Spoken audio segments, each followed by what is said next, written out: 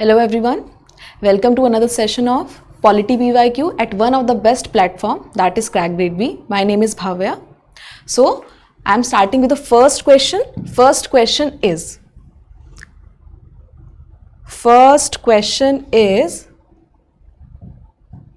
which of the following provision require ratification from not less than one half of states for an amendment to the constitution? So ये आपके option है A, B, C, D. इसमें से आपको choose करना है correct answer. इससे पूछा गया है कि जो अमेंडमेंट करते हैं हम कॉन्स्टिट्यूशन में, तो आपको पता होना चाहिए आर्टिकल 368 के अकॉर्डिंग दो टाइप की अमेंडमेंट हम कर सकते हैं, दो तरह से, दो प्रोसेस हैं. पहला है एक तो स्पेशल मेजॉरिटी से, एक है आपका स्पेशल मेजॉरिटी से, और दूसरा है आपका special majority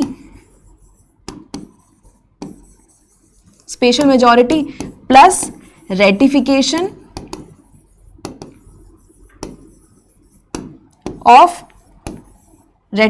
bye state legislatures.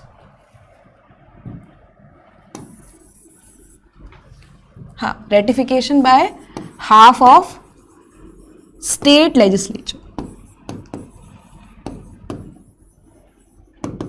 ठीक है, दो तरह से जिनको अमेंडमेंट कंसीडर किया जाता है आर्टिकल 368 के अंडर.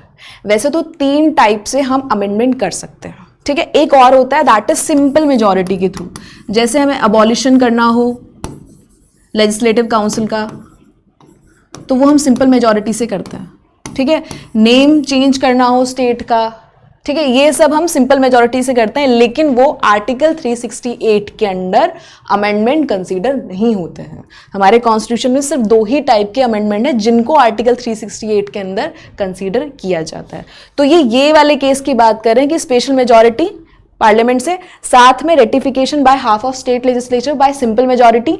तो इनमें से वो कौन कौन सी से सब्जेक्ट हैं जिनमें हाफ ऑफ स्टेट लेजिस्लेचर का रेटिफिकेशन चाहिए बाय सिंपल मेजॉरिटी? तो ये होगा आंसर ए और बी, 7th शेड्यूल और साथ में आर्टिकल 54, 55, 73.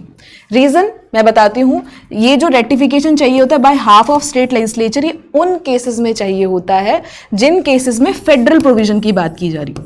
फेडरल प्रोविजन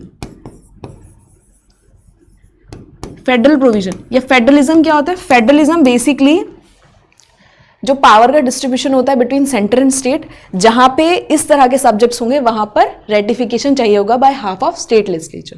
ठीक है, तो आंसर हो जाएगा ए एंड बी. तो आंसर होगा इसका ए एंड बी. ओके, तो पहला है आर्टिकल 54 जो कि है इलेक्शन ऑफ प्रेसिडेंट. ठीक है, एक मिनट, इलेक्शन ऑफ प्रेसिडेंट. ठीक है, फिर 55 में है manner of election of president. फिर आपका बात आती है आर्टिकल 73 की, तो इसमें extent of executive power of the union, मतलब पार्लियामेंट के पास पावर है इस पे लॉ बनाने की, आर्टिकल 73. ठीक है, लेकिन इसमें स्टेट के लिए भी लॉ बना सकती है. ठीक है, और स्टेट के लिए भी लॉ बना सकती है इस आर्टिकल 73 के लिए, आर्टिकल 73 से. ठीक है, तो इसलिए उसमें रेटिफिकेशन चाहिए होता है bye half of state legislature bye simple majority. तो ये कुछ प्रोविजंस हैं जिनमें रेटिफिकेशन चाहिए होता है, जैसे सुप्रीम कोर्ट, हाई कोर्ट.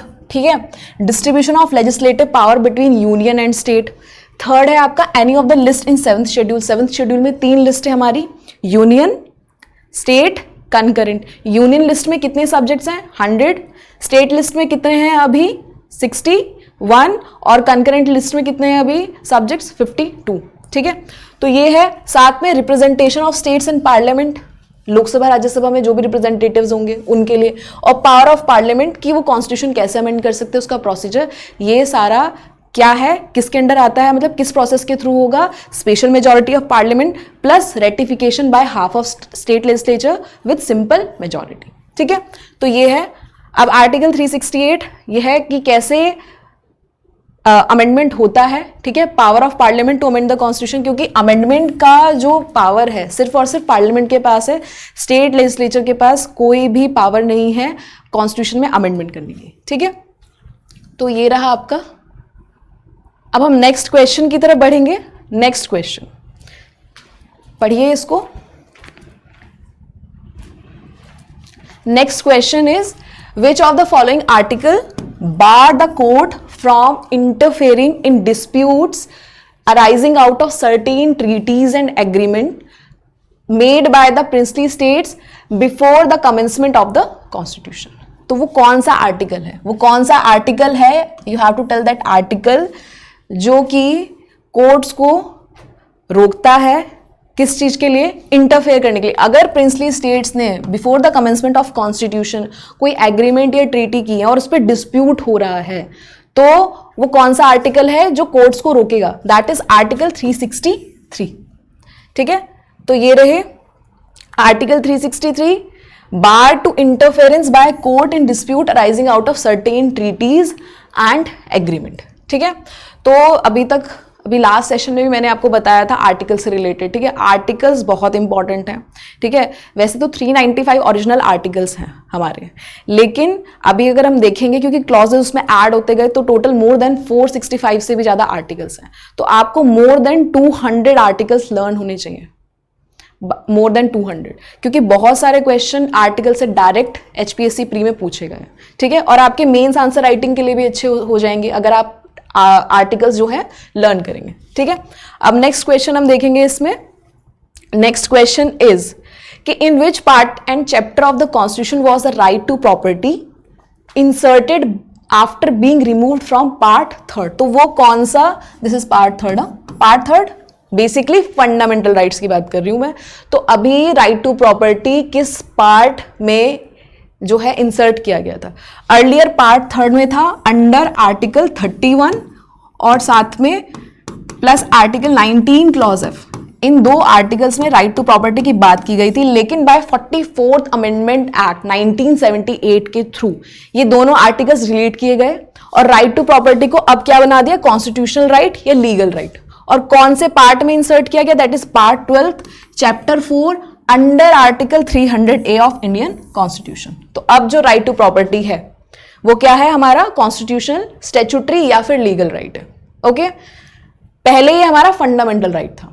ठीक है, next question, question number 4, that is IR Coelho case की बात करेंगे. IR Coelho judgment 2007 of the Supreme Court deals with. तो ये IR कोहलो जजमेंट, तो बेसिकली IR कोहलो जजमेंट किससे रिलेटेड है? आपके ऑप्शन है autonomous institution, second is basic structure of the constitution, schedule areas, none of the above. ठीक है, तो इसमें है basic structure of the Indian constitution, क्योंकि IR कोहलो केस को हम 9th शेड्यूल केस भी कहते हैं. ये आपको पता होना चाहिए और पता भी होगा बहुत सारे स्टूडेंट्स को. इसमें क्या बात की गई थी 9th शेड्यूल केस में? What is 9th schedule? 9th schedule क्या है? बेसिकली एक ऐसा शेड्यूल है, ऐसा बॉक्स है जिसमें सेंटर और स्टेट लॉज होते हैं. ठीक है, लेकिन पहले क्या होता था, अभी तो बेसिकली जो है IR कोहलो जजमेंट के बाद क्या हुआ कि जो ये बॉक्स हुआ करता था 9th शेड्यूल का, इसमें अगर गवर्नमेंट को कोई लॉ बनाया है गवर्नमेंट ने और गवर्नमेंट नहीं चाहती कि वो कोर्ट में चैलेंज हो, तो इस बॉक्स में रख दिया करती थी. तो फिर सुप्रीम कोर्ट हो या हाई कोर्ट हो, उनके पास पावर नहीं होती थी उस बॉक्स के लॉ, जो उन बॉक्स में लॉज हैं उन पर जुडिशियल रिव्यू देने की. ठीक है, लेकिन बाय IR कोहलो केस के थ्रू, जो कि 9th शेड्यूल केस है, बोला गया है सुप्रीम कोर्ट ने कि आफ्टर 24 अप्रैल 1973 के बाद जो भी लॉज 9th शेड्यूल में डाले जाएंगे उन पर सुप्रीम कोर्ट जो है जुडिशियल रिव्यू देगा अगर जरूरत पड़ेगी. कब देगा? अगर आर्टिकल 21, आर्टिकल 14 और आर्टिकल 19 ये तीनों वायलेट हो रहे हैं, इन तीनों में से कोई भी वायलेट हो रहा है और ये तीनों एक साथ चलेंगे, इन तीनों में से कोई वायलेट हो रहा है तो कोर्ट उस लॉ पर जुडिशियल रिव्यू जरूर देगी और स्ट्रक डाउन भी कर सकती है. ठीक है, तो ये है आपका. लास्ट सेशन में मैंने आपको बताया था बेसिक स्ट्रक्चर का कैसे ऑरिजिनेट हुआ बेसिक स्ट्रक्चर. शंकरी प्रसाद सज्जन सिंह केस, जहां पे पार्लियामेंट के पास पूरी पावर थी कि आप अमेंड कर सकते हो कॉन्स्टिट्यूशन, सुप्रीम कोर्ट ने कहा था. फिर गोलकनाथ केस आया जहां पे पार्लियामेंट को क्या कहा, रोका गया कि आप फंडामेंटल राइट्स का वायलेशन नहीं कर सकते. फिर केशवनंद भारती केस आया जिसमें बेसिक स्ट्रक्चर की बात की गई और बेसिक स्ट्रक्चर कहीं भी मेंशन नहीं है, ये आपकी जुडिशरी टाइम टू टाइम बताती है. जैसे मैंने बताया, to uphold the sovereignty, unity and integrity of India, ये सब कुछ चीजें हैं जो कि बेसिक स्ट्रक्चर में काउंट की जाती है. ठीक है, फीचर्स हैं. नेक्स्ट क्वेश्चन कि consider the legal issues involve in the following advisory opinion rendered by by the Supreme court of India under article 143 clause 1 of the Indian constitution. तो 143 basically यहाँ पे क्या होता है, आपके प्रेसिडेंट एडवाइस ले सकते हैं सुप्रीम कोर्ट की, अगर उनको कहीं लगता है किसी मैटर में तो सुप्रीम कोर्ट से एडवाइस ले सकते हैं, दैट इज आर्टिकल 143। ठीक है, एडवाइजरी जुरिसडिक्शन की बात करता हूँ। ये रहे आपके Delhi law act 1951, Keshav Singh 1965, then special reference number 1 of 2001, special reference number 1 of 2002। तो देखो दिल्ली लॉ एक्ट जो था ये बात किया गया था डेलीगेटेड लेजिस्लेशन की, क्योंकि पहले दिल्ली के पास कोई पावर नहीं थी क्योंकि वो कैपिटल है। ठीक है, तो उसके बाद इस लॉ के थ्रू दिल्ली के पास पावर आई, वो लॉज बना सकता है एक्सेप्ट। तो आप मुझे बताएंगे कौन कौन सी 3 चीजें जिस पे दिल्ली जो है लॉज नहीं बना सकती। पब्लिक ऑर्डर, ठीक है, पब्लिक ऑर्डर, लैंड और साथ में पुलिस, 3 चीजों पे दिल्ली जो है लॉ नहीं बना सकती, ये सेंटर के हाथ में। ठीक है, बाकी सभी चीजों पे दिल्ली जो है लॉ बना सकती है। फिर केशव सिंह 1965, ये आपके जो है लेजिस्लेटिव प्रिविलेजेस के बारे में बात की गई है। स्पेशल रेफरेंस नंबर ऑफ 2001, ये आपके गुजरात गैस, और 2002 गुजरात असेंबली इलेक्शन। ठीक है, वापस देख लेते हैं एक बार। जैसे मैंने बताया दिल्ली लॉ एक्ट तो वही है, मैंने दिल्ली के बारे में बताया कि एक्सेप्ट पब्लिक ऑर्डर, पुलिस और लैंड, इन तीनों को छोड़कर दिल्ली अब लॉ बना सकती है हर चीज पे। ठीक है, बट 3 चीजों पे नहीं बना सकती। केशव सिंह केस 1965, इसमें क्या हुआ था, स्पीकर ने एक बेसिकली वारंट इशू किया था एक पर्सन के against, that is Keshav Singh. तो केशव सिंह को अरेस्ट कर लिया गया था। तो जब इलाहाबाद हाई कोर्ट में उन्होंने अपनी रिट डाली हेबियस कॉर्पस, ठीक है, तो उसके बाद क्या हुआ, इलाहाबाद हाई कोर्ट के जो जजेस थे उन्होंने उनको इंटरिम बेल दे दी। तो फिर बहुत ज़्यादा इशू क्रिएट हुआ, क्योंकि स्पीकर ने फिर क्या कहा कि जो जजेस हैं उनको भी अरेस्ट करवाने की बात की, डिटेंशन करने की बात की। ठीक है, तो ये सब चीज़ें हुई थी इस वाले केस में, that is Keshav Singh versus speaker of legislative assembly 1965। Special reference number 1 of 2001, इसमें गुजरात एक्ट के ऊपर बना था। ये basically Gujarat gas regulation and transmission supply and distribution act. ठीक है, उसके बाद है स्पेशल रेफरेंस नंबर ऑफ 2002, इसमें बात की गई थी आर्टिकल 174। आर्टिकल 174 बेसिकली कहता है कि जब भी सेशन होंगे, बेसिकली स्टेट लेजिस्लेचर के बारे में बात कर रहे हैं, कि कोई भी जो सेशन होंगे स्टेट लेजिस्लेचर में, उनमें मोर देन 6 मंथ का गैप नहीं होना चाहिए, और एटलीस्ट ट्वाइस टाइम जो है असेंबली में जो होंगे सेशन होने चाहिए। ठीक है, तो ये बात करता है। लेकिन वो इसमें जो है क्या कर रहे थे वो सब, इनको article 174, article 324 basically election commission का, वो सब इसको मिक्स करके चला रहे थे।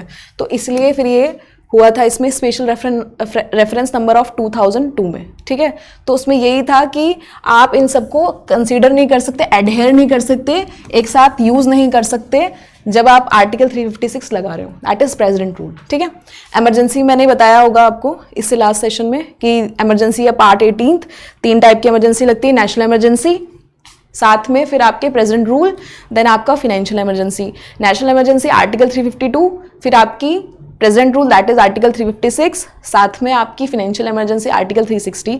सो you have to write down in comment section कि कितनी बार नेशनल इमरजेंसी लगी है और कब कब लगी है। ठीक है, ये आपका क्वेश्चन है। आप नेक्स्ट क्वेश्चन की तरफ बढ़ेंगे, that is question number 6, which of the following union territories are included in electoral college for election to office of President of India by the Constitution 70th Amendment Act 1992 for the purpose of Article 54-55 of the Constitution। तो किन 2 union territories को allow किया गया था president के elections में participate करने के लिए, that is Delhi and Puducherry. ठीक है, A एंड C, तो यही है 2। तो 70th अमेंडमेंट एक्ट के थ्रू इनको इंक्लूड किया गया था। आपको पता होना चाहिए हमारी यूनियन टेरिटरीज 8 हैं। ठीक है, कौन कौन सी है, अंडमान निकोबार आइलैंड, चंडीगढ़, दादर नागर हवेली, दमन दीव एक साथ हो गए, दिल्ली, जम्मू कश्मीर, लद्दाख, लक्षद्वीप, पुडुचेरी। और कितनी स्टेट्स हैं हमारी, 28 स्टेट्स हैं, 8 यूनियन टेरिटरीज हैं।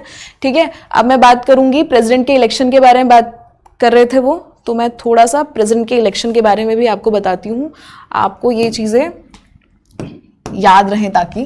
ठीक है, तो इलेक्शन ऑफ प्रेसिडेंट के बारे में बात करूँ, इलेक्शन ऑफ प्रेसिडेंट, साथ में मैं बात करूंगी इम्पीचमेंट की, मैं बात करूंगी आपके इम्पीचमेंट की। Impeachment means removal of president. ठीक है, इम्पीचमेंट ऑफ प्रेसिडेंट। तो आपको सबसे पहले तो आर्टिकल से पता होने चाहिए कौन से आर्टिकल में है। तो इलेक्शन ऑफ प्रेसिडेंट आर्टिकल 54-55 में है। ठीक है 54 एंड आर्टिकल 55, इससे मैनर ऑफ इलेक्शन है 55 में। इम्पीचमेंट की बात करूं तो ये आर्टिकल 60 में है इम्पीचमेंट, ठीक है, सॉरी 61 में, हाँ नॉट 60, 61।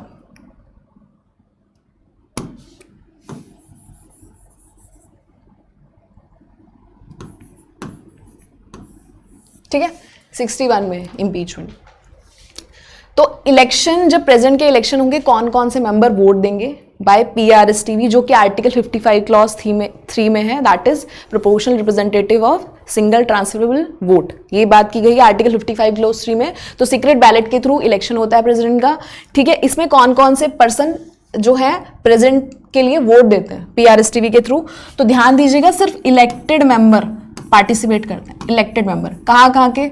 एक तो आपके लोकसभा, ठीक है, हाउस ऑफ पीपल, फिर राज्यसभा, काउंसिल ऑफ स्टेट, ठीक है। साथ में आपकी लेजिस्लेटिव असेंबली के इलेक्टेड मेंबर्स, सिर्फ इलेक्टेड मेंबर्स, ध्यान दीजिएगा, लेजिस्लेटिव असेंबली के इलेक्टेड मेंबर, सभी लेजिस्लेटिव असेंबली के। साथ में यूनियन टेरिटरी जो आपकी है दिल्ली और पुडुचेरी, यहाँ के भी कौन? इलेक्टेड मेंबर्स जो हैं वोटिंग करेंगे। उस वोटिंग के थ्रू जो भी रिजल्ट आएगा उससे प्रेसिडेंट जो है इलेक्ट किए जाते हैं, ठीक है। अब बात करेंगे इम्पीचमेंट ऑफ प्रेसिडेंट की। तो इम्पीचमेंट में क्या चाहिए होता? ध्यान दीजिएगा, बस इलेक्टेड एंड नॉमिनेटेड। सिर्फ इलेक्शन के टाइम पे इलेक्टेड मेंबर्स थे, इम्पीचमेंट के टाइम पे इलेक्टेड प्लस नॉमिनेटेड मेंबर। कहां के? सिर्फ Lok Sabha and Rajya Sabha, Lok Sabha and Rajya Sabha, Lok Sabha and Rajya Sabha, elected and nominated member. यहां पे इम्पीचमेंट के टाइम पे आपके लेजिस्लेटिव असेंबली के मेंबर्स और दिल्ली पुडुचेरी के मेंबर्स नहीं होंगे, सिर्फ किसके होंगे? Elected and nominated, Lok Sabha, Rajya Sabha. यहां पे इलेक्शन ऑफ प्रेसिडेंट जब होगा, प्रेसिडेंट का जब इलेक्शन होगा, सिर्फ यहां पे इलेक्टेड मेंबर है, लोकसभा, राज्यसभा, लेजिस्लेटिव असेंबली और दिल्ली और पुडुचेरी के। अभी लास्ट सेशन में मैंने एक क्वेश्चन पुटअप किया था आप लोगों से कि इलेक्शन कमीशन ऑफ इंडिया किस किस के इलेक्शन जो है कंडक्ट कराती है। तो सबसे पहले Lok Sabha, Rajya Sabha, legislative assembly, president and vice president, ठीक है, 5 जो है 5 के इलेक्शंस कराती है, ठीक है। मैंने आपको लास्ट सेशन में क्वेश्चन पूछा था। अब हम आगे बढ़ेंगे, क्वेश्चन नंबर 7 की तरफ आगे बढ़ेंगे। क्वेश्चन नंबर 7 फिर से पब्लिक अकाउंट कमेटी आ गया, ठीक है, पब्लिक अकाउंट कमेटी। और कैग को इसका क्या कहा जाता है? Friend, philosopher and guide. तो इसमें से आपको बताना है कौन सा करेक्ट आंसर है। तो पहला, it comprise of not more than 10 member from the Lok Sabha and not more than 7 member from Rajya Sabha. तो आप मुझे बताएंगे क्या ये स्टेटमेंट करेक्ट है। अगर आपने लास्ट सेशन देखा होगा तो आप इस क्वेश्चन को ईजिली सॉल्व कर पाएंगे। तो ये गलत है क्योंकि 22 मेंबर्स हैं, ठीक है, और ओल्डेस्ट हमारी क्या है? कमिटी है public account of India. As per convention member of opposition act as chairman. तो हाँ, कन्वेंशन के अकॉर्डिंग चेयरमैन जो बनते हैं वो अपोजिशन से ही पार्टी से होता है।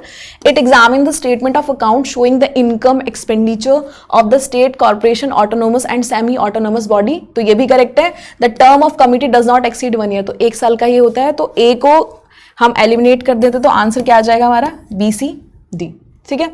तो अब आगे बढ़ेंगे, public account of India, sorry public account committee, ठीक है, हाँ जी, पब्लिक अकाउंट कमेटी। तो ये कमेटी ओल्डेस्ट पार्लियामेंट्री कमेटी है। गवर्नमेंट ऑफ इंडिया एक्ट 1990 से ये इनिशियली स्टैब्लिश हुई थी। 22 मेंबर्स हैं, 15 फ्रॉम लोकसभा, 7 फ्रॉम राज्यसभा। साथ में PRSTV के थ्रू इसके मेंबर्स इलेक्ट किए जाते हैं और 1 साल का टाइम होता है, ठीक है। मिनिस्टर जो है इलेक्ट नहीं होंगे, मेंबर ऑफ कमेटी, ठीक है। और साथ में आपके चेयरमैन जो है स्पीकर डिसाइड करेंगे। और कैग को फ्रेंड, फिलोसफर एंड गाइड कहा जाता है कमेटी का। ओके, सो नेक्स्ट क्वेश्चन की तरफ बढ़ेंगे। नेक्स्ट क्वेश्चन एडहॉक जजेस के ऊपर है, एडहॉक जजेस के ऊपर है। Consider the following statement regarding the appointment of ad hoc जज of Supreme Court, which of the following is are correct. तो आपको के पास ये ऑप्शंस हैं, तो आप मुझे बताएंगे कौन सा सही है, कौन सा नहीं, कौन से स्टेटमेंट सही है। तो 1 बाय 1 हम रीड करते हैं। फर्स्ट स्टेटमेंट है आपकी, एडहॉक जज is to be appointed if the quorum of the Supreme court जज इज इनसफिशिएंट टू होल्ड और continue any session of the court. तो ये तो करेक्ट है, ठीक है। एडहॉक जज को तभी अपॉइंट किया जाएगा अगर सुप्रीम कोर्ट में कोरम नहीं होगा, ठीक है। दूसरा, chief justice of India is required to consult the chief justice of concerned high court before appointing a जज of said high court as ad hoc जज ऑफ द सुप्रीम कोर्ट। बिल्कुल सही है, क्योंकि चीफ जस्टिस ही जो है आपके appoint करते हैं एडहॉक जज को, लेकिन वो हाई कोर्ट के जज को एडहॉक जज बनाएंगे, क्योंकि हमारा सुप्रीम कोर्ट तो एक ही है, ठीक है। तो उस जिस हाई कोर्ट से जज लेंगे वो उस हाई कोर्ट के चीफ जस्टिस से भी वो कंसल्ट जरूर करेंगे, ठीक है। उसके बाद फॉर अपॉइंटमेंट ऑफ एडहॉक जज prior consent of president is not mandatory, तो ये गलत है। अपॉइंटमेंट होगी एडहॉक जज की अंडर आर्टिकल 127, तो इसमें प्रेसिडेंट की कंसेंट जो है मैंडेटरी है, तो ये बात आपको ध्यान रखनी है, प्रेसिडेंट की कंसेंट मैंडेटरी है। इवन जिस हाई कोर्ट के जज को एज एन एडहॉक जज बनाया जाएगा उसके पास वो प्रॉपर क्वालिफिकेशन होनी चाहिए एज एन सुप्रीम कोर्ट के जज के इक्वल। साथ में उस हाई कोर्ट के चीफ जस्टिस ऑफ इंडिया से भी हमारे चीफ जस्टिस ऑफ इंडिया यानी कि chief justice of Supreme court को कंसल्ट करना पड़ेगा। साथ में प्रेसिडेंट की कंसेंट भी मैंडेटरी है, तो दोनों है, ठीक है। एडहॉक जज of Supreme court while attending the sitting of the Supreme court enjoy all power privilege of Supreme court, तो बिल्कुल ये करेक्ट है। तो इसमें सी को हटा देंगे तो आंसर हो जाएगा ए बी डी, ठीक है। ये सब करेक्ट है। तो जैसे मैंने बताया आर्टिकल 127 के अंडर आ रहा है, ठीक है, एडहॉक जज। तो इसमें आपके प्रेसिडेंट की कंसेंट भी मैंडेटरी है, ठीक है। अब नेक्स्ट क्वेश्चन की तरफ बढ़ेंगे हम। नाइन्थ क्वेश्चन इज कि which of the following statements are incorrect. Incorrect पूछ रहे हैं, ठीक है, इनकरेक्ट पूछ रहे हैं। तो Central Board of Film Certification is statutory body regulating the public exhibition of film, तो ये बताना है। दूसरा स्टेटमेंट है the film Raja Harishchandra produced by Dada Saheb Phalke was released after passing of India Cinematograph Act. फिर है CBFC launched its online portal E-Cine Pramaan in 2015 to modernize digitalize film certification process। और फिर है advisory panel which assists the regional office of CBFC in examination of the film compromise of member of who have been nominated by central government for period of 2 years, ठीक है। तो इसमें गलत कौन कौन से हैं, तो इसमें ये 2, 3, 4 तीनों ही गलत हैं। इसमें 2, ठीक है, ये भी इनकरेक्ट पूछा है उन्होंने, ठीक है।